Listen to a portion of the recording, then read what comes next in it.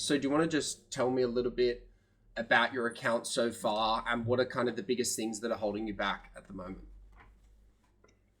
All right, so my last 150 games, maybe 200 even. I changed my role from AD carry to jungler Yep. because I wasn't winning any games as AD carry. I don't know why. Uh, so I thought if I play jungle, I can have more control of the map and go for objectives. Yep. But since I started playing jungle, I mean, I'm doing good. I got to gold 1. I think you can see it here on OPGG on the tier graph. I'll I'm not look on mistaken. MOBA. Yep. So Can't see it here, but yeah, that's fine. so I was gold 1, like 80 LP. I almost got to promos to plat, and then suddenly I lost like 30 games in a row. I mean, not all of them, but Yeah, yeah. I got dropped from 51% win rate to all the way to 47, I think, or 46.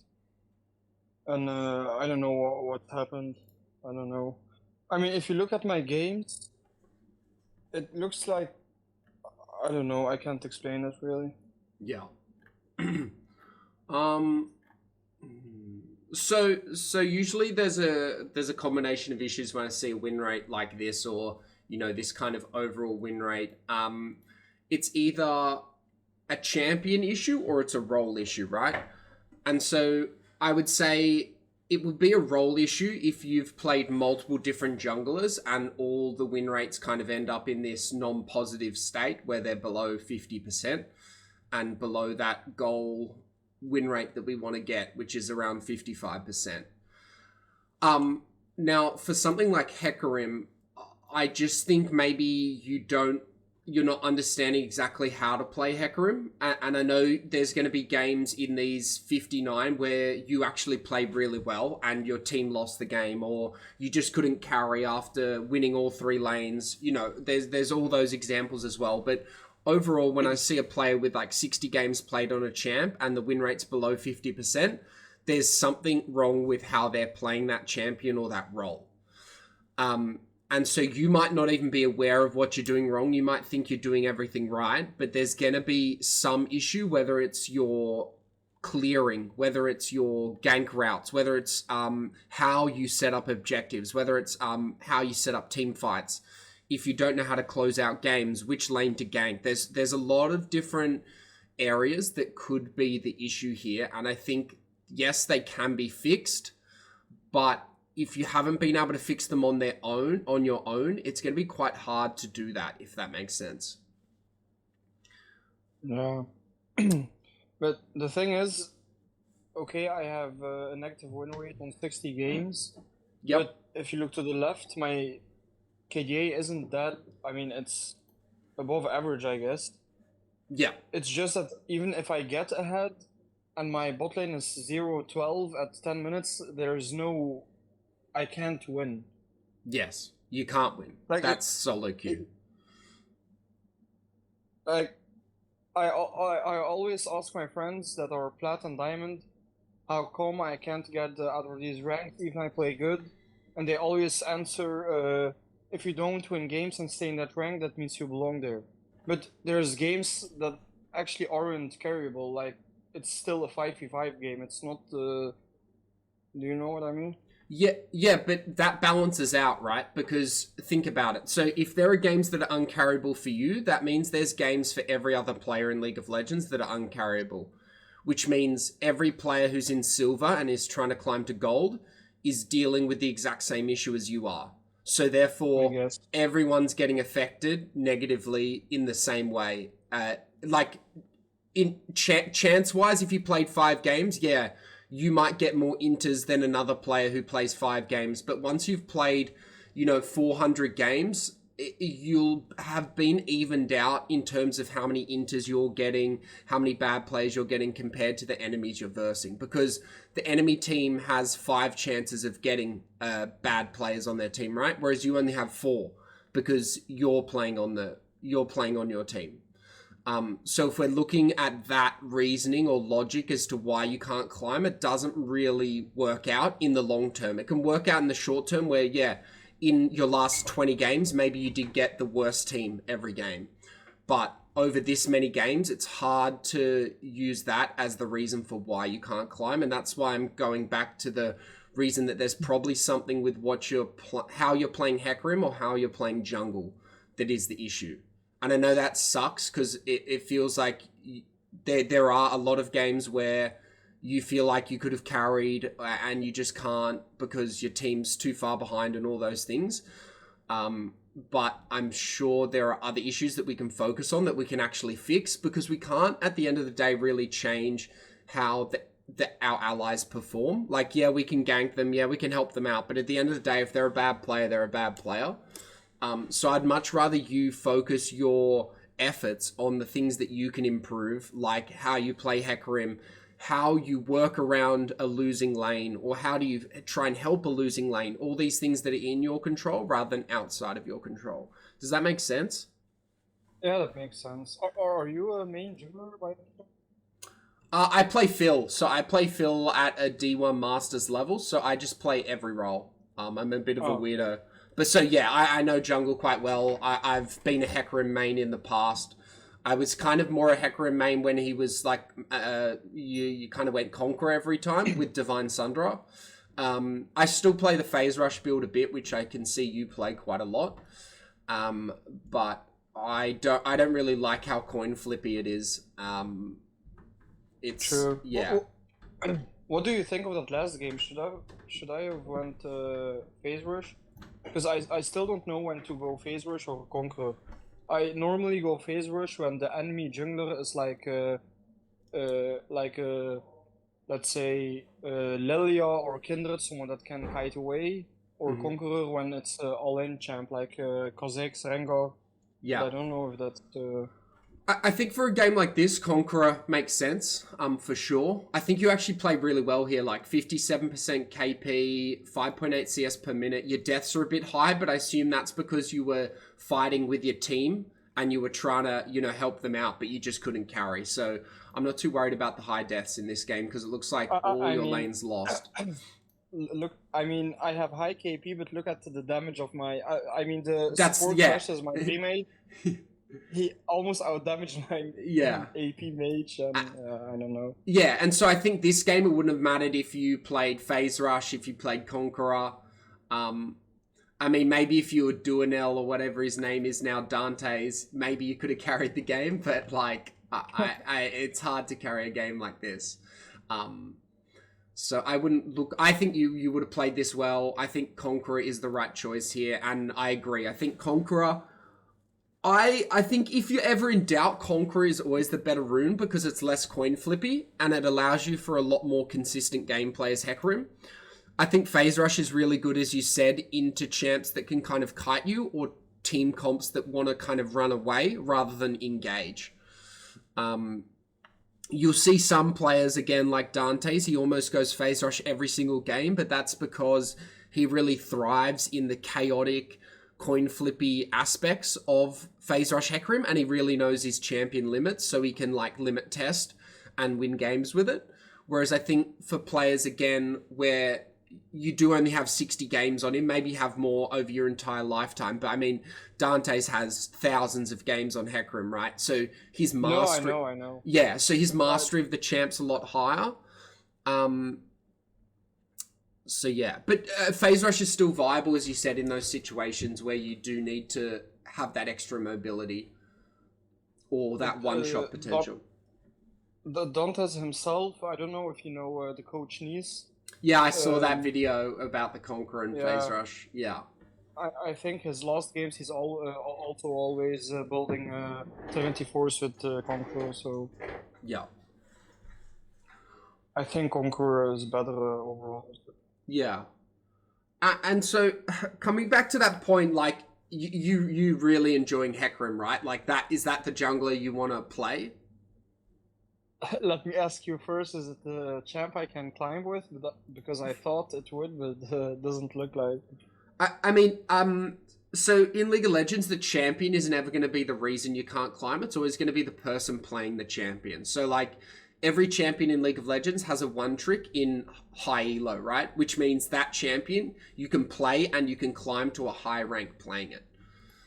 So it's Yeah. more like, is Hecarim the right champion for you? Is the better question to ask. And it really comes down to, I guess, how quickly you want to climb. Because if you're like, I just want to get gold and I don't really care what champion I play, well, we could get you to gold playing a different champion probably faster.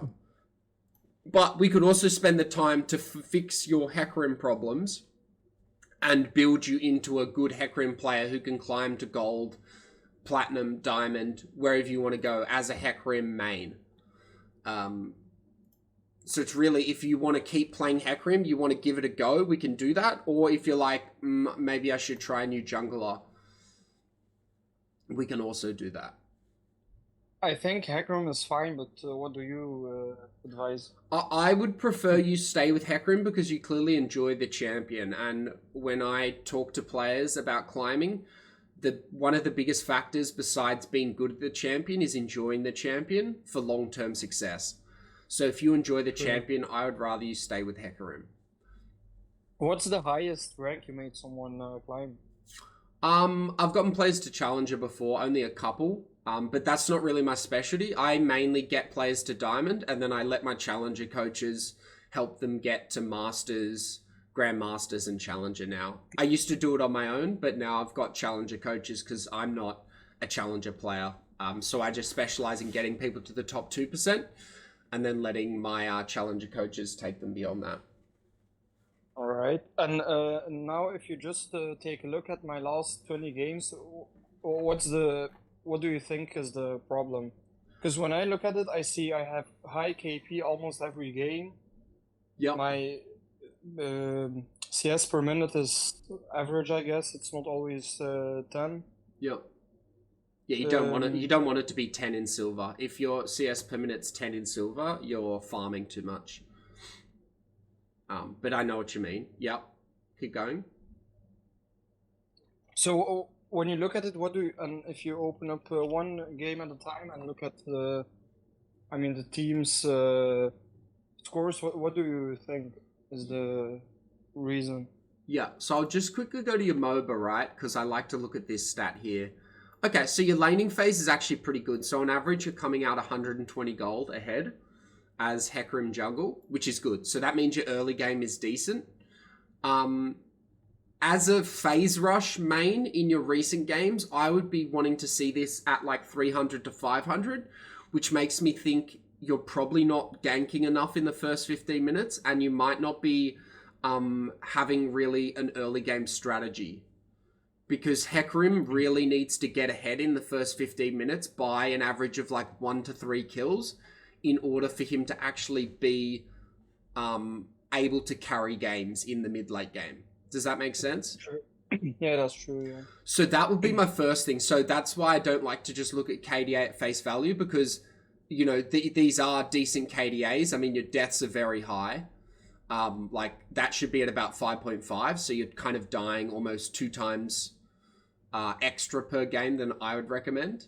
But that's okay. Mm-hmm. What I would be more focusing on is what you're doing in your early game, because I think that's the most important phase of Hecarim's gameplay. If he has a good early game and can get ahead, he can then carry.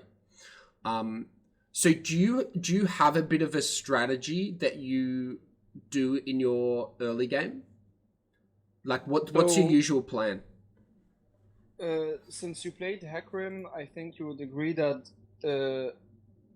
when you start a game, you should do a full clear, and from then look to gank. So when I always start blue, whether it's on top or bot side, I start blue. I clear to bot lane, for example, and then try to gank bot or mid or fight for a scuttle and ping the scuttle. That's mostly what I do until level 4. Okay, so you basically always start blue, and you basically... Oh, so, okay, so you'd go like this, right? Yeah. Into scuttle? Cool. exactly. So this is correct, right? If you're playing high elo, this pathing is great because in high elo, generally your top lane is going to play like a human, your mid lane is going to play like a human, and your bot lane is going to play like a human, and they probably won't die, and they'll probably be pretty even. So you can go for a full clear. However, in silver, in gold, in plat, in diamond, in bronze, the game is a lot more chaotic, less predictable, and I would much rather you have a gank orientated pathing rather than a farm orientated pathing, which this is. For example, I think a really good strategy on on blue side is red Gromp what are these guys? Raptors into Krugs into ganking bot lane before Scuttle spawns and giving up your top quadrant because your enemy jungler is going to be pathing like this. So when they're here, you can get this gank off, kill, burn sums, whatever, then recall and get to your top lane by the time they finish and realize, oh fuck, he's ganked bot, I'm going to try and invade. Do you know what the problem is with that? I always think that I should gank on first bot side clear or top side clear, but the problem is that Hecarim, and you would also know that he's very easy to invade. Like almost every game, I get mid lane and jungle running into my buff that I'm not taking because I'm ganking another lane. Like I always, and in this case, when I lose blue buff, it's like hard to stay in the jungle with Q spamming. That's fine. This play is completely worth it every time, and all you do to prevent that is go yellow trinket. And if you think the enemy jungler has invaded you, just ward before you do your next camp. So if you think they're going to gank you at your blue buff, put a ward here or put a ward here before you do the blue buff, and then just keep an eye on the enemy mid laner. Do you see them rotate? Do you see them come this way? So ganking bot and not even getting kills, but burning sums is worth. Is worth of a top side. Oh, really? And okay. Yeah, and you can do the same top. So it's really, this is what I want you to start thinking about is, what is the lane that you want to get ahead in the first 15 minutes? Because this little strategy I just talked about for bot lane, you can do this top lane on red side. You could even do this you could even do this on blue side, right? So in red side, you would just do red, Raptors, Krugs into a gank top. So let's say it's you've got the Irelia and they've got the Malphite or something like that, and you're trying to get Irelia ahead so she can just stomp and carry the game.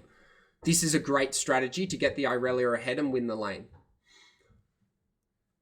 Then let's say we're wanting to gank, we're blue side and we want to gank red side. It's maybe it's an Ornn top and we've got like a Jax, so we're trying to get Jax ahead. What you'd do is you'd go like red, Raptors. To get level 3, you'd probably have to do like you'd have to do 4 camps, but you basically do a clear like this and go up and gank that top. So whatever your lane that you want to gank first, and so this is what you got to think about in load screen and champion select and go, okay, what lane do I want to gank first? And build your jungle pathing around that gank. Rather than I'm always going to full clear. Do you think it's wrong to I have an app on my I have the u.gg app on my PC. Yep. And I always look at win rates and try to focus the lane that has the most the highest win rate. I don't know if that's my friends told me that you should not look at u.gg, just play the game. Yeah, I don't. I tend to look at on paper what are the strongest champs, but if you feel like you need to do that and you feel like it works for you, I could definitely see a world where like you see that, okay, I've got a Jinx one trick who has a 60% win rate. I'm going to try and make all my ganks to her so that she can get fed and carry the game. Okay. So yeah, I think that's good. But I think the biggest thing about this call is changing your jungle mindset to be from full clear to customized, where every game is potentially a different jungle path. And it's not about doing a full clear, it's about getting a gank and getting ahead, either for yourself with a kill or for your team. Because a kill, first blood, is so much more important than doing a full clear. In silver, in gold, all the way up to like diamond. Alright. Do you know what the problem is? Whenever someone gets ahead in silver or gold elo, they don't seem to know how to work with that lead. Like, I see them always farming up when there is Drake fight and they're 5-1 because I permagank their lane and they don't help or contest objectives, you know? Yeah, and that's that's what I... That's part of solo queue, right? So again, it's like that has the exact same chance happening on the enemy team. What if the enemy jungler gets their bot lane ahead 5-1 and then they never group? Like that issue you're talking about is equal for both teams. So what I would say to counter that is make sure you get the kills. You're playing Hecarim. Hecarim with kills is probably one of the most effective junglers at the moment. Like, you know, the Rengars of the world, the Elises, Master Yi's, like all those junglers who can carry if they get kills. Just make sure you're getting the kills. That's what the point I wanted to point out. That's why I always started taking kills, and I wanted to ask if that's wrong. But yeah, don't intentionally take kills like when they're clearly, you know, like you're playing Ghost Smite Hecarim, right? So you're probably not going to be intentionally stealing kills like by burning Flash when they're already dead, as an example. But yeah, don't be afraid to not take, like always take kills. Like don't back off.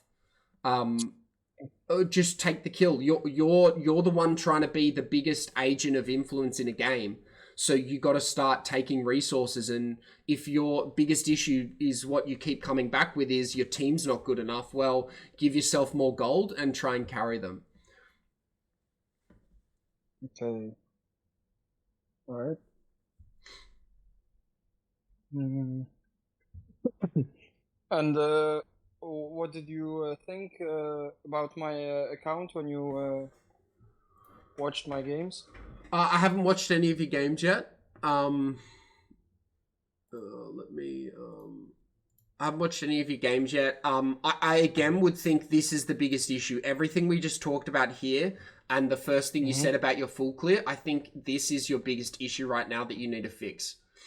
Because if you start just doing gank prioritized jungle pathing rather than full clear prioritized jungle pathing, getting this gank off before you do a full clear is going to be so influential for your games. But your account is fine. Again, kind of what I said at the start is you either have an issue with the role jungle or Hecarim. And I can't tell in a profile review which is the issue, but it sounds like it's a bit of both.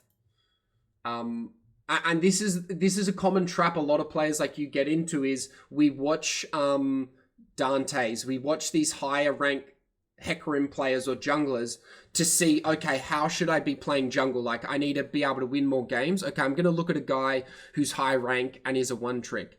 And you look at their games and you go, oh, okay, so they do a full clear and they're able to do that and it's still zero all, like both junglers kind of gentleman's agreement, full clear, and then they start doing ganks. And it's like League of Legends in lower ranks is so much more chaotic than that, and you need to be getting a gank off as soon as you hit level 3. Okay. Yeah. Maybe I should start playing Malphite again. That's like my only good win rate on champ, and Akali, I guess. I honestly think you can fix your Hecarim. It doesn't sound... There's no major issues here other than your jungle pathing and your high death rate. I think if we fix those two things, so your early game, and we fix your high death rate, which is about understanding when to go in and when not to go in, I think you'd be fine on Hecarim. But again, if you do want to go back to your Malphite, that's fine as well. But I think you can make your Hecarim work with a couple of fixes if you want to put in the effort and try. Yeah, sure. I mean, I love playing Hecarim, it's just that I don't win games with him.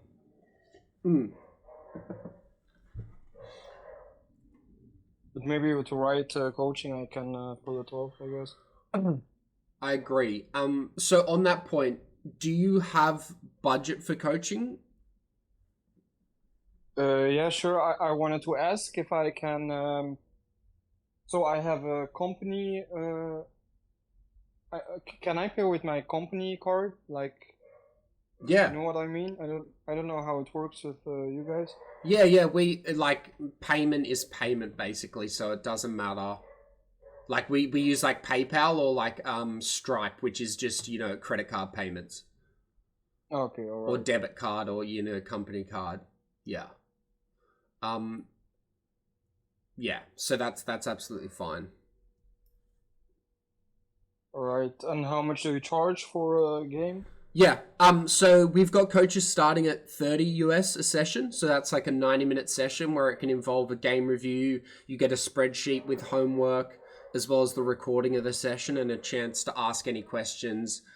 Usually the first session is a bit about like building your champion pool, making sure you're happy with it, but we've kind of already covered that.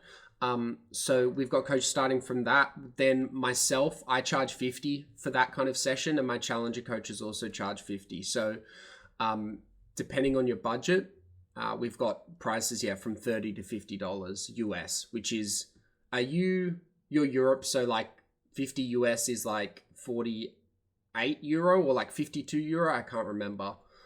I'm not good with currency exchange. 50 is 46. 40. Okay, that was completely wrong. So you're from the US? I'm Australian actually, but because the majority of our clients are in the US, we just charge in US. Okay. I can also convert it to euro if you do want to stay in euro. I'm fine to do that as well, but it would have to be through. Oh no, we could do it through PayPal or Stripe. Okay. So, what do you think you would cover in the game? Like, I'm just playing and you're spectating, or? For you, I wouldn't. We could do that, but what I would much rather see is we break down like 3 games. So I would say I go into your match history and use these 3 games, and all I want to look at is your first 15 minutes. And I want to break down exactly what you should have done differently in the first minute every time, so that you can figure out how to build a better early game lead. Because I think that is the biggest thing holding you back, rather than your whole gameplay. So I'd break your gameplay down into sections and go, we need to fix your early game first, then your mid game, then your late game.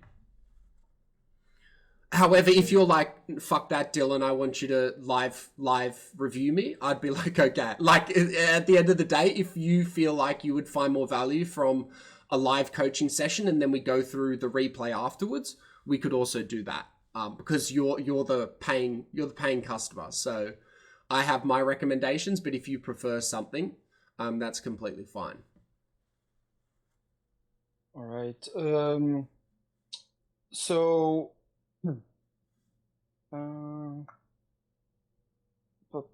you don't do duo sessions, I guess? No, So we I don't. can join. No, we don't do duo sessions, unfortunately. I guess you can't focus on 2 players. Yes. Oh, sorry. As in like you and your friend. Oh, Yeah. sorry. I thought you meant like boosting, as in like I get into your game. No, I sorry. Ah, no, Yeah, no, no. yeah, we do that. We do duo sessions. Yeah. Oh, nice. And how would that work?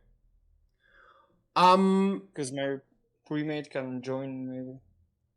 Yeah, it would probably be broken down 50-50. So it'd be spent like 50% on you, 50% on them, and then there would be reviewing of moments where both of you are influential. So like, for example, because he's a support main, I assume, I'd be really focusing on how you guys collaborate with bot lane ganks, with dragons, with setting up vision, with invading jungle, and your overall communication.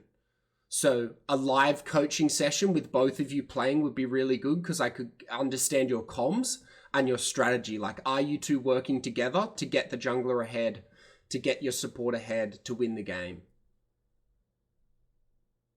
Okay. Oh, that's nice.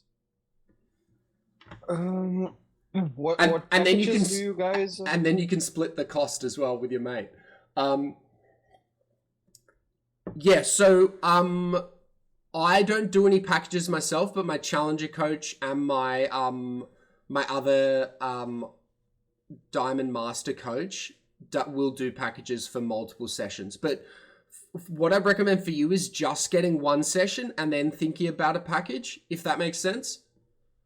Yeah. Or you could do a package straight away if you want. I just think sometimes players, if you haven't had coaching before, like having one session is a good way to dip your toes in, figure out what exactly you need to work on, and then go, okay, maybe I actually just need to focus for a week or 3 weeks and then get some more coaching once I've learned these new concepts.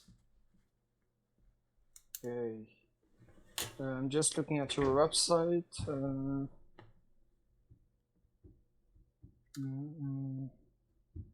I saw that you have a lot of good reviews also, with even high elo players, so that's good. Yeah. No,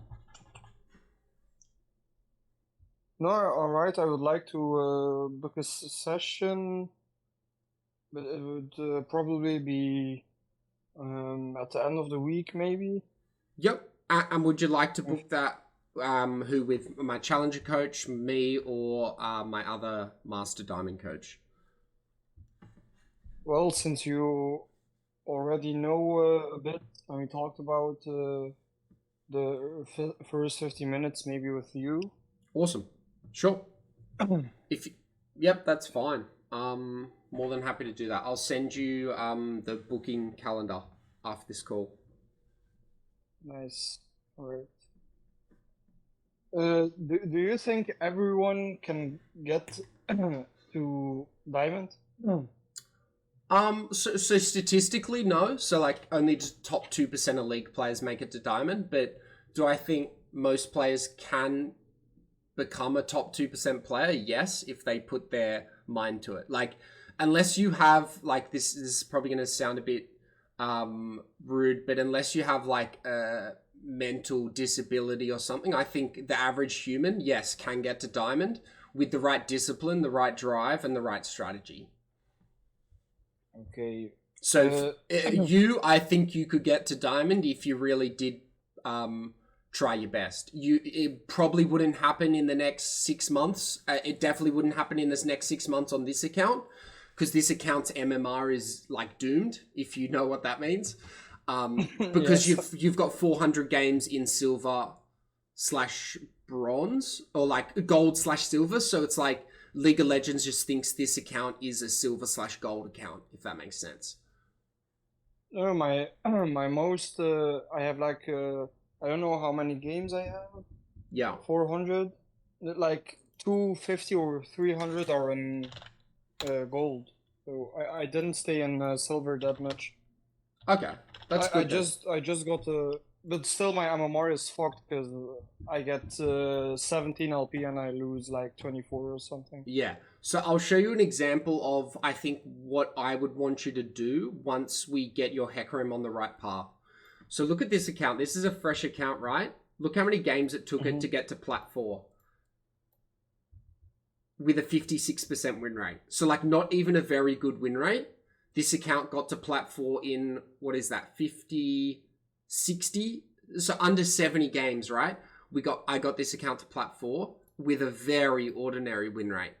So once because it's a fresh account with fresh MMR. That's why I'm saying this account couldn't get to Plat in 60 games unless you went on like at 100% win rate. But this is why fresh MMR is so broken and why people get angry at Smurfs and stuff and like how unfair it is. Because your main account, to get to platinum, even if you got this to like a 55% win rate, it would take you another 200, 300, maybe 400 games. Whereas if you just start a new account, once we figure out your champion pool, if you could just average a 56% win rate on Hecarim over 70 games, we could get an account to plat in under 100. And then diamond is like, okay, in another 100, 200 games if we can maintain that win rate. All right. Alright. Okay, nice.